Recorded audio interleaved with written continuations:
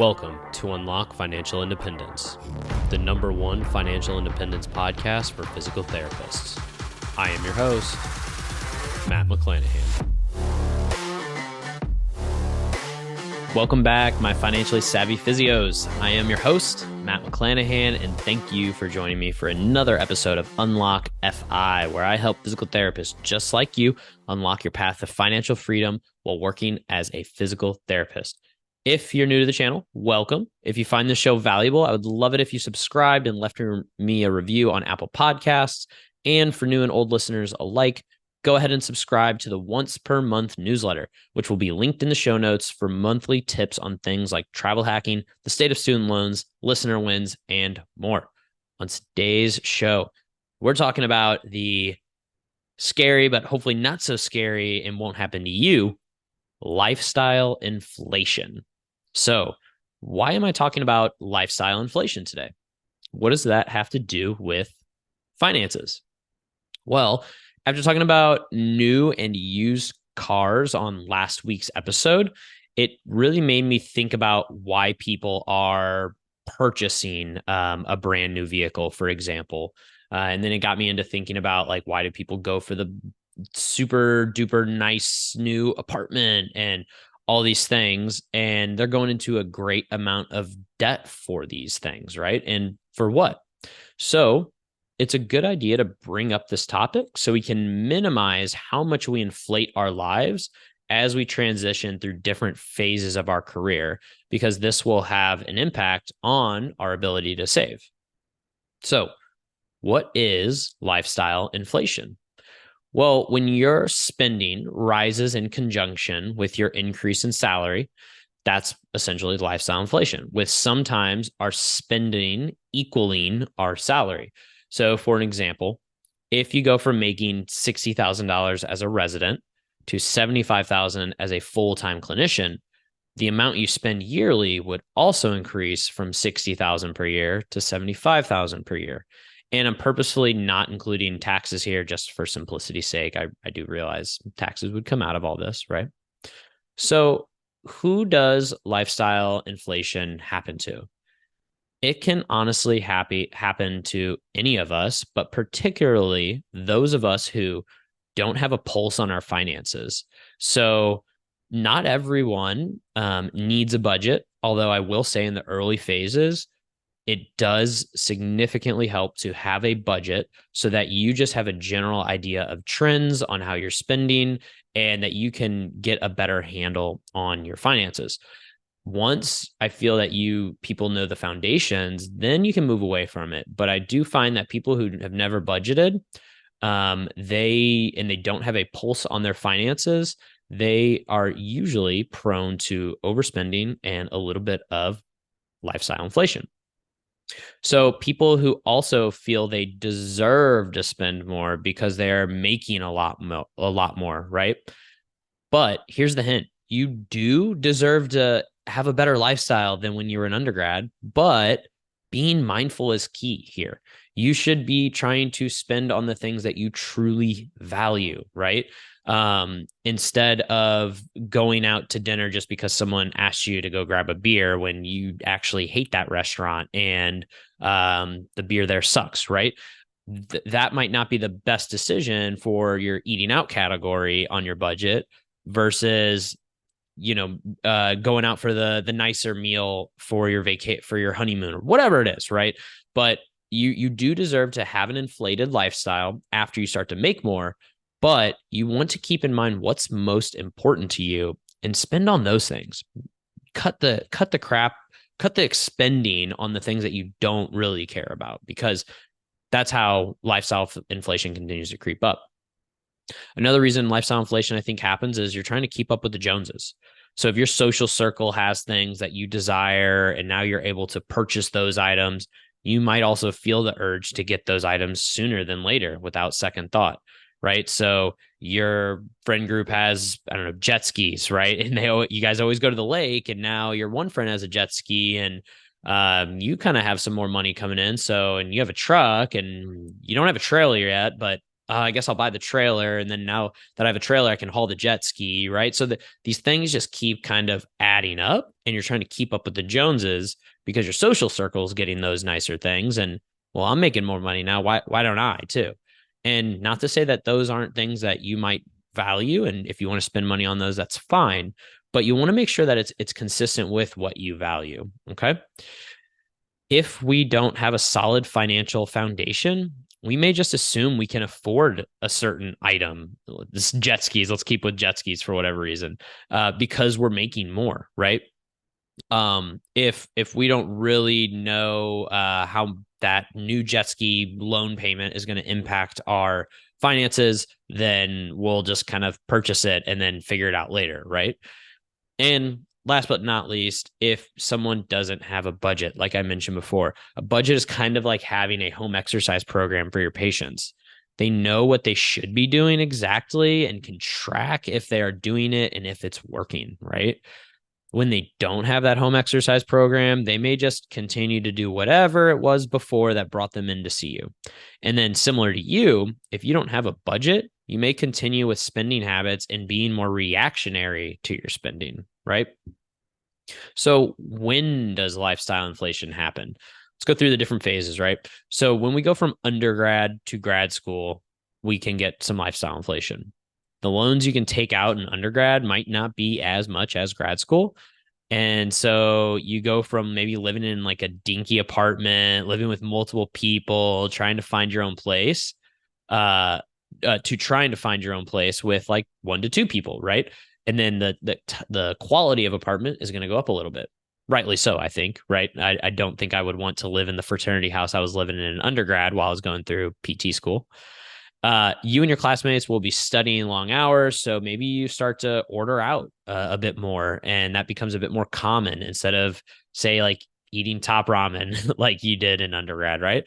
And I'm not saying these things that you shouldn't be doing, but I'm just trying to give an idea of how that slow lifestyle inflation kind of can occur over time, unbeknownst to us, right? So going from undergrad to grad school, you might upgrade your apartment living lifestyle, right? So you're going to have a little bit more costly rent.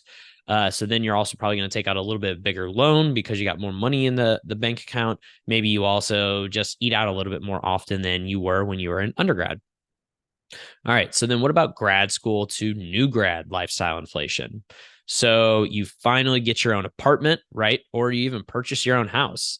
Going from living with 1 to 2 people, roommates, to getting your own apartment, living on your own, that's going to be a little bit more costly. And then potentially even owning your own home might as well. And that just all depends on the scenario of how you go about doing that.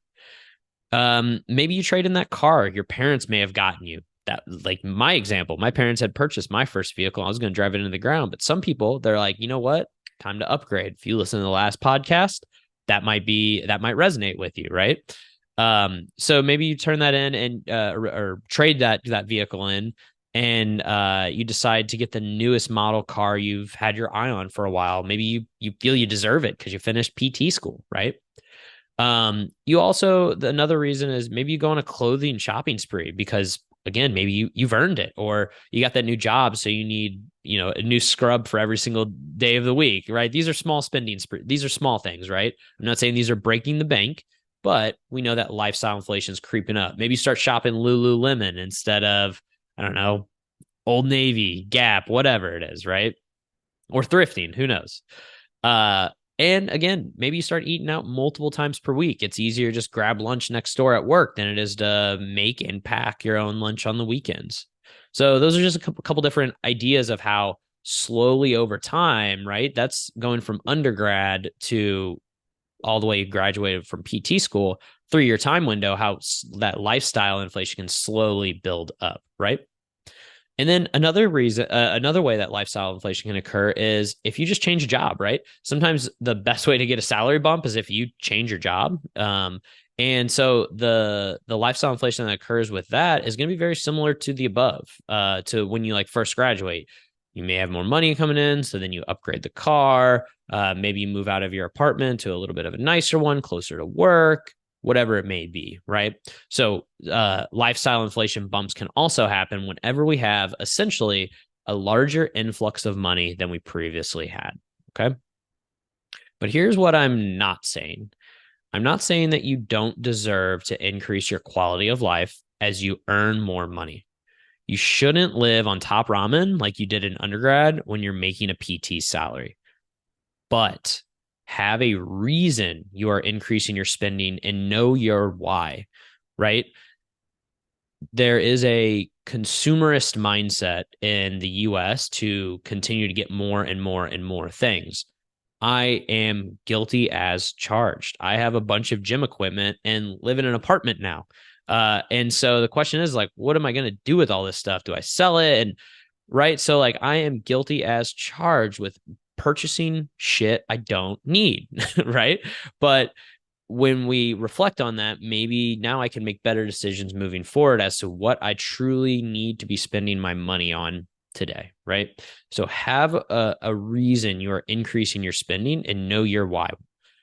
Why are you spending money on a certain item? Which brings me to my point of how can you determine what to spend money on? So think about what truly brings you happiness. Is it shopping and accumulating things, giving you a short dopamine hit?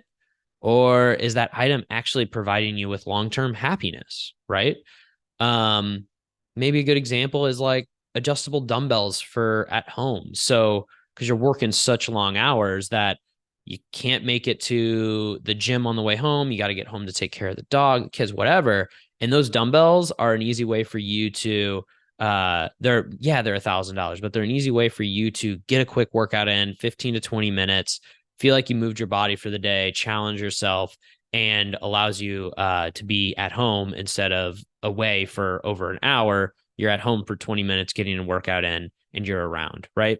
Maybe that is worth the investment of that $1,000 for those adjustable dumbbells versus, like, if you listen to the last podcast, purchasing a car or rather a truck that maybe only twice a year you're actually using it for its towing capabilities. And most of the other time of the year, you're just driving it from point A to point B, getting to and from work. You're probably overspending on gas, probably paying way more than you would for a used, better, more fuel efficient vehicle, right? So is it actually serving you and providing you with long-term happiness? Another thing you can use to determine what to spend money on is purchase fewer but higher quality items built to last or ones with lifetime guarantees, right? There is a Reddit subreddit called Buy It for Life. Highly recommend going to check it out. Just as a good example, there's a company, I believe they're out of Maine, called Darn Tough Socks. They are not cheap. I think it's like $15 for one pair of socks, but they're lifetime guarantee and they're wool, right? So, and I found out about them through the Buy It for Life subreddit. There's plenty of other products, a lot of kitchen appliances, different things like that on there that you can go and search for. If you're in need of, I don't know, a new refrigerator, they have recommendations on the best ones on the market that are going to probably last the longest and be the easiest to maintain. So purchase higher quality, built to last, or lifetime guarantees. I already talked about clothing with that. And the same thing with like electronics, right? I personally like to purchase Apple products. I mean, that's maybe more of an efficiency standpoint. They are a little bit more expensive, but I love their higher quality. I love the integration. I'm willing to pay that little bit more premium because of the simplicity and the efficiency that it provides me in my life. And then I've already talked about, like, do you truly need the vehicle upgrade? That's fine, but just know what kind of car do you really need? Or most of your trips, short trips within your city, maybe that 15 miles per gallon truck isn't the most logical upgrade. I'm not a hater of trucks. I've actually been doing a lot of truck camping research recently. I kind of want one right now, but it's just not in the cards for me in my current situation. So don't hate trucks. Just they're a good example. They're easy to pick on, I guess, right? Especially if you're using it as a daily commuter. They're not the best option. And when we figure out what truly brings us happiness, it makes it easier and less guilty feeling when we spend on those items because we know it brings us true happiness versus that temporary dopamine hit, right? we know that this item is going to improve our quality of life with X, Y, and Z. It's going to make going on this trip more fun. It's going to make relaxing more relaxing, whatever it is, right? Spend unapologetically on those things once you've identified them, and then just cut the fat on the things that you know you don't value. Okay. So, how does lifestyle inflation affect our ability to achieve financial independence? Like I mentioned in the last episode, the car you purchase can have a huge impact, right? The average American spends over $800 on a car each month. And if you got that down to less than 400 and you invested that difference, you'd have nearly $70,000 in 10 years just from one small change. If you just invested that $400 difference in 10 years, it will return you $70,000. That is nuts, right? If your lifestyle costs $40,000 per year to maintain and you are truly happy, you only need $1 million to retire. If your lifestyle costs what you make, though, let's say $75,000 a year, you need $1,875,000 to retire. You'd have to save an extra $875,000 just to continue to live that same lifestyle. And in a later podcast, I'll probably talk about like how the amount of money that you make now is not exactly how much you'll need in order to retire. Because I know when I first started looking into this, I'm like, well, I make, 75,000 a year and I'm going to need that much to retire because that's how much I spend on now. But chances are you're going to need a lot less later on in life. But that's a podcast for another time. So I have some action items for you guys today. Think about what you love to do. What do you value doing and spending money on? Truly think about that.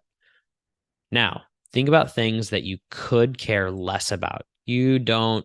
I don't give a shit about shoes. I don't try to purchase shoes that are top of the line, mint condition, leave the tags. They are just to keep my feet warm and feel comfortable. And I might have a couple different that serve different jobs. Like these are my running, these are my lifting. But from a standpoint of having a bunch of different shoes in order to have styling options, not my thing. So I'm not going to go out and spend a bunch of money on that. If that's your thing, that is totally fine. But find what you think, or find out what you could care less about and trim the fat. Knowing what you don't like is equally as important as knowing what you do like. Look at your spending and see what you're spending money on. And does it align with your spending desires that you just identified? This might be a little bit of a hard pill to swallow when you go to look at this, right? Check that out and let me know what you come up with, okay? DM me on Instagram. And then figure out how you can trim the fat in your budget and make one small change, okay, in order to continue to minimize lifestyle inflation. That's what I got for you guys this week. I hope you enjoyed the episode of talking all about lifestyle inflation. Don't forget to subscribe to the monthly Financially Savvy Physio newsletter, where I send out travel rewards hacks and financial information specific to physical therapists. And follow me on Instagram and YouTube, Unlock FI Rehab, on all platforms. Until the next time, y'all, peace.